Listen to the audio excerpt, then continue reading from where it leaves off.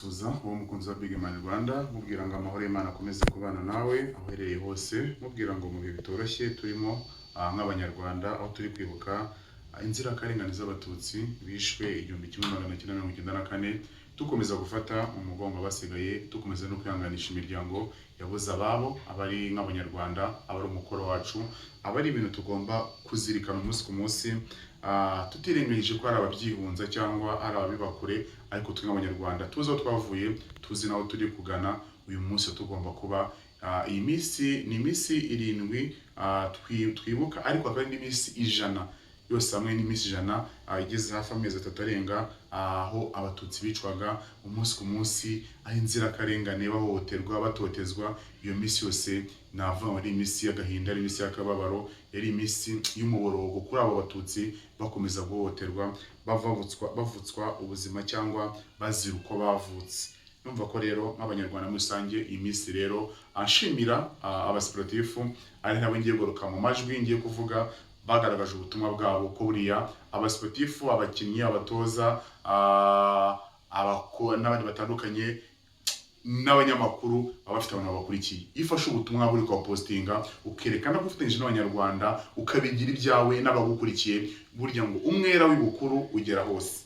Niba ufite abakunzi ugakora igikorwa cyiza kinyamibwa, n'abagukurikiye nabo bambara uwo mwambaro wambaye. Bashimira rero muri rusange, ariko sindi bavuge mwese ko sinabarangiza, ariko hari abandi bashe gukotinga amazina bakoze igikorwa cyo kwifatanya n'abanyarwanda muri no minsi 7 yo kwibuka abatutsi bakoreje jenoside 1994. Abo nibo ngiye kuyangaruka rero bavuga ngo n'ubundi ni yasi imikino tubamo, ariko yasi n'ubundi ikomeza gufasha igihugu mu bikorwa bitandukanye, kubaka igihugu mu bikorwa byose turimo nk'abanyarwanda. Uwo mujyo dukomeza kujyana muri leta yacu, dukomeza kwifata mu mugongo. Burya leta n'abaturage, kandi leta ni twebwe twisanisha nayo kugira ngo tugire igikorwa dushyira hamwe, cyangwa dufate nk'ibikorwa tubumbire hamwe, ariko byose biri mu cyerekezo cyiza. N'uwo mujyo rero nje kugira ngo shimire ko uyu munsi tugeze ku munsi ni wa 5 cyangwa 6 yabo, ni wa 5 uratwibuka. Urumva ya minsi 7 nyine twunamira abacu, tugeze ku munsi wa 5 ushyira umunsi wa 6. Rero ndibuze kwibanda cyane ku basiporutifu, hari n'abandi mu mashowbiz, abandi batandukanye, ariko ngiye mu gisata cya siporo mbamo, ngira ngo nakangwe n'abakunzi b'umupira w'amaguru mu Rwanda. Ibi bintu kuko ni ingaruka mwaka n'amateka y'abanyarwanda, cyo tubigira ibyacu. Abasiporutifu musange, abafana, abatoza, abakinnyi, abaganga, buri umwe wese uri hafi y'umupira w'amaguru mu Rwanda, ibi bikorwa babimureba. Hari amakarabu agiye kwibuka kunzi bitandukanye, fan club ya APR twishimira cyane, abasiporutifu batandukanye bagiye babikora mu buryo butandukanye, ariko nibimenyekana bitewe n'uko ndateganya n'itangazamakuru cyangwa ngo babishe social media. Ariko ndashimira buri umwe wese n'umutima we, buriya kamika mu mutima we ushaka gushimira, uzi ko wabikoze, nawe ugomba kwikomera amashyi bati nanjye ndi umunyarwanda uri mu mirongo migari y'igihugu cyacu, kandi dufatanya n'abanyarwanda muri rusange. Ariko rero ntabwo bivuze ko nari buze kugira abo mvuga amazina, kugira ngo namwe aho muri mugende mwiyumva. Hari ndahera kuri kapiteni w'ikipe ya polisi, bamwita Nsabimana Eric Zidane, niko akazina ke k'abakinnyi yitwa Zidane, ariko amazina ye yitwa Nsabimana Eric Zidane. Kapiteni wa polisi rero yafatambukije ubutumwa, ndi bugerageze kugenda nkotinga mu magambo yabo bagiye bacisha ubutumwa ku nkoranyambaga, bavuga wumve ko ntabwo nyine amagambo abahuye bitewe n'imvamutima za muntu. Ngo muri iki gihe twibuka jenoside yakorewe abatutsi ku nshuro 32, ndasaba abakunzi b'umupira w'amaguru ko twaba umwe, tukirinda icyadutandukanya, ngo dusubire aho twavuye. Iyo twahuriye ku kibuga, iyo duhuriye ku kibuga, nitureba ubwoko, ahubwo dusenyera umugozi umwe, ngo dutange ibyishimo ku bafana bacu, kimwe mu nzira itugeza ku bumwe n'ubwiyunge. Umupira w'amaguru ntutubere ikiraro cyo kwiyemeza ko tutasubira mu icuraburindi nk'iryo twaciyemo mu 1994. Uwo ni Nsabimana Eric, kapiteni w'ikipe ya polisi, umushimira kuko uyu nguyu navuga ngo abafite abantu bakurikiye, abakinnyi bagenzi be, ubu butumwa navuga ko abahagarariye ikipe ya polisi mu kibuga, abe staff, abe abakinnyi bayoboye n'abandi batandukanye. Shimira umunyamahanga ukinira APR, bamwita Djibril Ouattara. Ni umukinnyi navuga mu mukinnyi mwiza muri bamwe bo mu Rwanda, nawe hari ubutumwa yatanze ku banyarwanda. Ntabwo ari kapitani ariko nawe umva uyu mukinnyi w'umunyamahanga. Twabonye n'uwo bita uyu mukinnyi ndamwibuka mu kanya ndagenda mubabwira, no umunyamahanga ariko ufite urutonde rw'abana bashiye kwandi bukotinga, ariko nawe aragenda aza kuko nawe abura gushimirwa. Bamwita Djibril Ouattara. Yavuze ati yagaragaje imvamutima ze, yavuze ngo yaravuze mu magambo ye ngo Djibril Ouattara wa APR yakuye isomo rikomeye ku rwibutso rwa jenoside yakorewe Abatutsi ubwo yarusuraga, ashyira indabo, yunamira inzirakarengane, yunamira imibiri ishyinguye ku rwibutso rwa Gisozi yabashije gusura. Urumva ko nyine ibaze kugira umunyamahanga aze mu Rwanda, mwibaza babandi bagenda bafata amateka yacu bakayagoreka, barayabayemo. Noneho umuntu w'umushyitsi uyu munsi anavana umunyamahanga n'ubwo aje gushaka amafaranga mu Rwanda, gukina umupira mu Rwanda, ariko ahita yambara umwambaro wo kuva igihugu ndimo, amateka yacu n'ayahe, anayasobanurira n'abandi ku buryo yambika isura nziza u Rwanda kuruta abambika isura mbi u Rwanda bararuvukiyemo, ariyo ngo byabahetse abari ibigwari. Reka dukomeze. Hari uwo bita ngo Ismail Kikamba, ni kapiteni wa Marine, ni ikipe y'umupira w'amaguru ya Marine iba ku Gisenyi. Reka twumve nawe ubutumwa yatambukije ahereza abanyarwanda muri rusange. Muri iki gihe twibuka ku nshuro 32 jenoside yakorewe Abatutsi mu 1994, ni umwanya mwiza wo gufata mu mugongo abarokotse. Ni umwanya ukomeye wo kurwanya abagifite ingengabitekerezo ya jenoside, dusigasire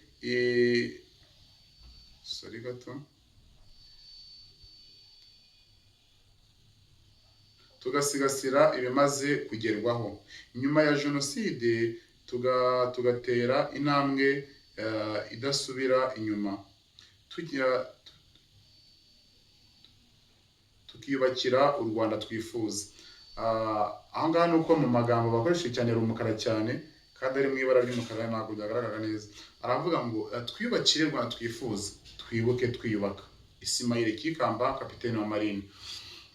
Urumva rero ndagenda nkora aka intro gatoya kuri aba bantu. Urabona ko uyu ni kapiteni w'ikipe ya Marine, ikipe ikora kuzamura abana bakiri batoya mu mupira w'amaguru mu Rwanda, kandi uko ni ikipe ikorera hamwe, ni ikipe yubakiye ku gisirikare kirwana mu mazi RDF, ariko abasirikare bakoresha nyine barwana mu mazi. Ni ikipe rero navuga ngo ni ikipe nayo ifite fondation y'umupira w'amaguru mu Rwanda. Niyo kapiteni afashe umwanya nk'uyu nguyu agatambutsa ubutumwa bwiza nk'ubu ngubu, avuga nyereka abanyarwanda ko nawe hari icyo yatanga umusanzu. Y'amagambo arubaka, aya magambo ari gukora hari abasenye igihugu bakoresha amagambo mabi, ariko ufashe umwanya nk'uyu nguyu kapiteni w'ikipe ya Marine agatambutsa amagambo meza nk'anga, yubaka bamwe mu banyarwanda bavuga ati wow, muri umusportifu uturukanga nawe yifiteje n'abanyarwanda. Rero buriya ni fondasiyo ikomeye gutambutsa amagambo y'ubutumwa bwubaka, uba wubatse ikintu gikomeye mu banyarwanda. Muhaye urugero ko hari abasenye igihugu bakoresha amagambo, no kucyubaka wakoresha amagambo, nk'uko n'abacyubaka bakoresheje intwaro, bakoresheje imishyikirano n'ibindi bitandukanye, ariko buriya magambo nayo ari mu kintu cyagira ikintu cyubaka cyangwa yagira icyo asenya. Uwo rero ni kapiteni wa Marine, bamwita Ismail Kikamba, nawe yatanze ubwo butumwa bwe. Reka tugere kuri kapiteni w'ikipe ya APR, bamwita Niyomugabo Claude. Reka nsangiza abakunzi b'umupira w'amaguru mu Rwanda ubutumwa yatambukije. Yego, yavuze ngo kwibuka ni urugendo rutwibutsa agaciro k'ubuzima, ni inshingano yo kwirinda ko amateka mabi yasubira.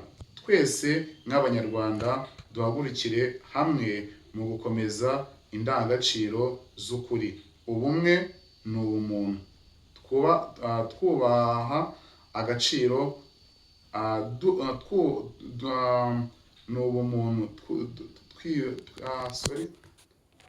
twubaha agaciro k'abazize jenoside yakorewe Abatutsi mu 1994, kandi dukomeze kubaka igihugu kibereye buri wese. Ubutumwa bwiza cyane. Urumva ko avuga ngo dukomeze kubaka ubutumwa, dukomeze kubaka igihugu kibereye buri umwe wese, n'umunyarwanda n'ukijemo agikunze, kuko benshi bagizamo barakibrandinga. By the way, bavuga uburyo bwiza bwacyo, bavuga indangagaciro zacyo, bavuga isuku nziza, bavuga umutekano, bavuga umwe tugezeho. Avuze ko kapiteni wa APR niyo mugabo kode ngo twubake igihugu kibereye buri wese. Tumwa bwiza cyane kode chapeau. Kapiteni ikipe y'ingabo za RDF ariyo APR mukandagira mu kibuga kikarasa imitutu. Ni ikipe navuga ngo nayo ifite ibigwi mu Rwanda, kandi nayo iri mu ikipe zibraninga image y'umupira w'amaguru mu Rwanda mu buryo cyangwa ubundi. Imiyoborere myiza, umupira mwiza, intego n'ishyaka n'umurava. Dukomeze no ku bandi. Ndajya kuri mugenzi we, nubwo atari kapitene, ko nawe ni umukinnyi mwiza kandi umukinnyi w'umunyarwanda ufite performance nziza, ukurikiwe n'abatari bake kandi ukunzwe mu Banyarwanda. Bamwita Niyigena Clement. Nava kuri su kapitene wenda abikurikira barabizi, niwe wungirije niyo mugabo kode muri kuba kapiteni wa APR. Ni su kapiteni yatanze ubutumwa bugira buti: mu gihe twibuka ku nshuro ya 32 jenoside yakorewe abatutsi, ndasaba buri munyarwanda wese ko iki gikorwa yakigira iki n'ukuri. Twifatanya n'ababuze ababo, tubafasha ndetse tubereka ko turi kumwe. Dukomeze gusigasira igihugu cyacu kimaze kugera, duharanira kurwanya uwo ari we wese wadusubiza aho twavuye. Uwo ni su kapiteni w'ikipe ya APR, bamwita Niyigena Clement Maestro, umudefenseri mwiza wamaze no kuba yagurwa n'ikipe yari El Hilal. Reka rero navuze ko ndi mu gisata cy'umupira w'amaguru mu Rwanda, ariko gato reka mbanze njye kuri kapiteni wa Rayon Sports yatanze ubutumwa, uwo bita kazina reka nyisaba, bamwita Emery Bayisenge. Reka nawe nambutse ubutumwa bwe.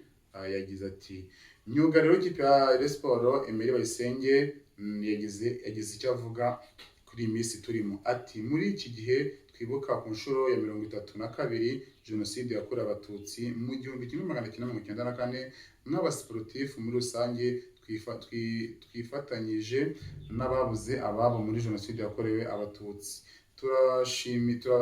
Turabashishikariza kudaheranwa n'agahinda, ntitwibagirwe, ahubwo turusheho gukora cyane kugira ngo muri rusange kugira ngo niduheranwe n'amateka nk'abasportifu muri rusange nk'ikipe ya Sport. Twifatanyije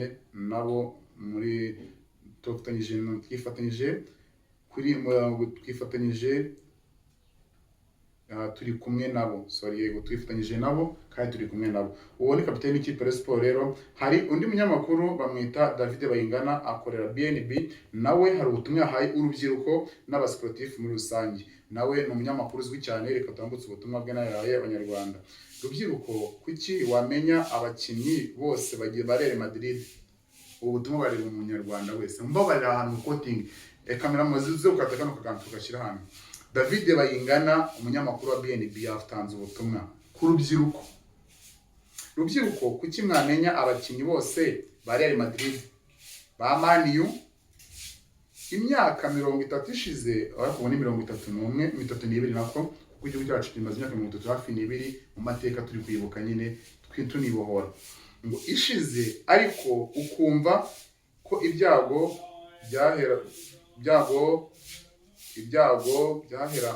byahekuye igihugu cyawe, nta makuru ubifiteho. Rubyiruko, mumenye amateka y'igihugu cyacu kugira ngo muzabashe kujya mu nshingano, mwumva neza aho twavuye n'aho tugana. akantu tugasubiremo. Ushobora kuba umusiporutifu, uri umufana w'ikipe runaka ndi buzirondore mu mazina, ukisanguza abakinnyi b'ikipe yawe ufana, swati mu Rwanda, muri Espagne, mu Bwongereza, mu Budage, mu Butaliyani n'ahandi hatandukanye, ariko ukaba udafata umwanya wo gushishikarira kumenya amateka y'igihugu cyawe cyaciyemo ngo unabashe kuyasobanukirwa, abayabayemo bayakubwire, none ujye ubasha kuvuga ati ese mu gihe muze presence y'igihugu cyanjye ndi gukora intro yacyo, ndi kubwira abanyamahanga uburyo twabaye nk'abanyarwanda, nababwira iki? Ndabwira ibintu nazi. Ariko uri kuvuga ngo ngiye kubaza ikibazo nk'umunyamakuru aje kuri tele, ngiye kubaza umufana wa Real Madrid uza abakinnyi 11 bari matari tukimurese hejuru, ako bavuze ngo tuganire ku mateka y'igihugu cyacu nk'abanyarwanda, bamwe mwita mureba ku ruhande. So rero umva ko n'ubundi butumwa bwiza abo bita David Bayingana, umusiporutifu umukunzi w'umupira w'amaguru n'umunyabigwi muri rusange, navuga ngo nawe brand ye ni umuntu ukomeye kandi ni umuntu uharanira umunsi ku munsi ko igihugu cyacu cyatera imbere. Turacyakomeje. Uwo bita Kwizera Gishweka, umunyezamu w'ikipe ya Sport, nawe yagize ubutumwa ahereza abasiporutifu n'abanyarwanda muri rusange. Nitwe tuzi neza ingaruka za jenoside yakorewe abatutsi mu 1994.